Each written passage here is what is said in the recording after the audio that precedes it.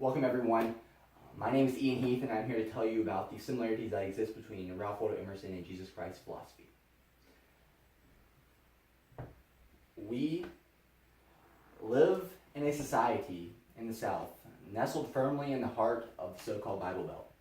In fact, according to data obtained from Pew Research Center, the southeastern region of the United States has the greatest concentration of highly religious individuals, and 65%. Needless to say, religion is something many of us take very seriously and are quite passionate about. However, what is the true nature of our belief system and what is to be obtained from the past that can guide us through our present? Many of the answers to such complex and difficult questions are addressed through philosophy. Two prominent philosophers that address this through their work were Jesus Christ and Ralph Waldo Emerson. The many similarities that exist between Jesus Christ and Ralph Waldo Emerson showcase the true purpose and applicability of Christianity and religion alike. I myself am a Christian and find Emerson's teachings to shed a great deal of light on Jesus' overarching message and how that translates to modern Christianity. Going to a church for the majority of my life, I have read over most of Jesus' teachings in the Bible. Furthermore, I have read a majority of Emerson's published philosophical content over the past several years. To exhibit this distinct connection today, I shall find it most useful to first discuss Emerson and Christ's philosophical beginnings. Drawing upon the similarity, I will then discuss the nature of the religion from which they came and of which they were condemning.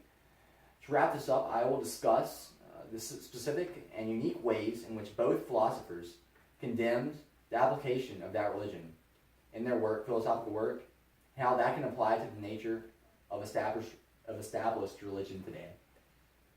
Objectively observing the inspiration for each philosopher's work, both found their beginnings involved with the religion of which they would later critique. Professor Harold W. Attridge of Yale states in a publication on PBS that Jesus was born into a Jewish family and worshipped in Jewish synagogues. Attridge reinstates this by saying, to say he was a Jew is saying a truism. This is all to stress the point that Judaism played a profound role in Jesus' life. On the same note, Ralph Waldo Emerson was involved with the popular established religion of his day in Christianity. Emerson actually graduated from Harvard and spent nearly 3 years as a Unitarian priest at Boston's Second Church. After this short tenure as a priest, Emerson left the Unitarian Church and began to venture into more independent philosophical realms. Expounding upon their core philosophical inspiration in the church, each of their philosophical works would be heavily influenced by religion while still remaining detached on a theological level. On a distancing of this sort was done to promote a hyper-spiritual variant of religion in which they would condemn. Both took out and rejected parts of the religion that they viewed to impede progressive spiritual growth of the individual, leaving those that they viewed to exhibit that religion's main purpose. In the article, Religious Self-Reliance, Randy L. Friedman suggests Emerson's philosophy was a natural evolution of liberal Unitarianism. In like manner, Shay Cohen, professor of Judaic studies at Brown University, states, Jesus preached from a Jewish text and taught as a Jew. Though this may have been, Christ and Emerson did much to distance themselves from its teachers and followers. For instance, Jesus would continually reject and condemn the religious officials of his day and the Pharisees.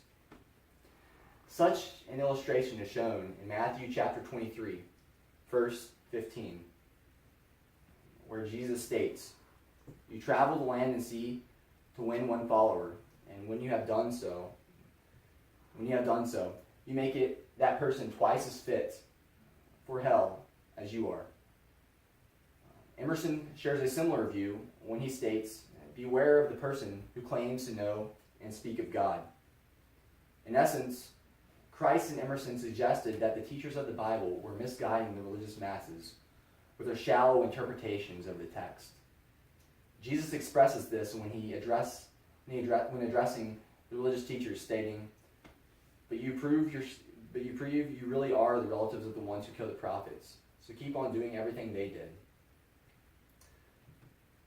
Furthering this, Christ and Emerson were fearful of the exploitive uses made and contrived of religion. To combat this, both felt the need to bring on a revival of sorts, to resurface the importance of spirituality. However, as time progressed, both Emerson and Christ's teachings would show themselves vulnerable to exploitation in the same way that the philosophies had been before. The very need for Emerson to revamp a tired and unchallenging religion with a new movement that stresses spirituality and self-reliance shows the limited runtime that Jesus' religious reworking had.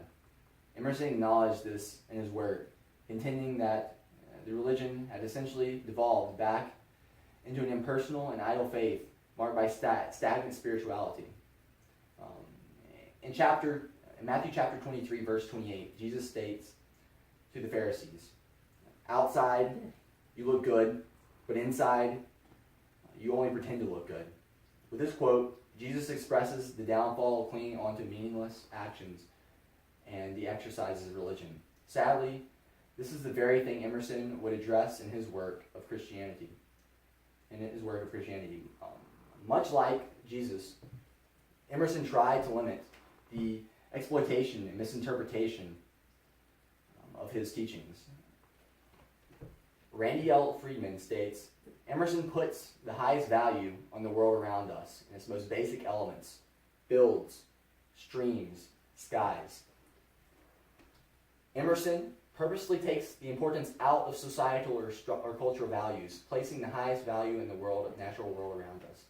In that way, we may focus entirely on what is needed for true self-fulfillment. Exhibiting this, Emerson found it spiritually destructive to imply one's divinity lied somewhere locked away in a timeless supernatural realm such as heaven.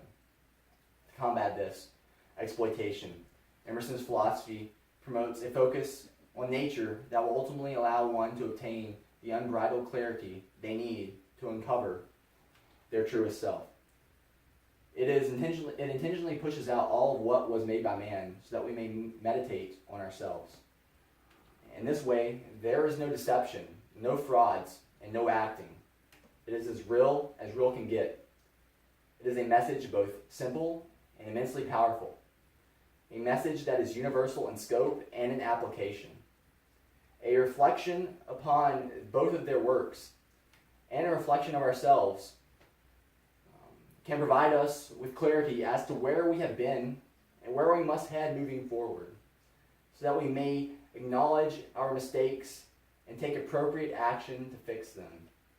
I believe this is a very powerful message for the church and religion in general. Thank you for your attention and time. Good night.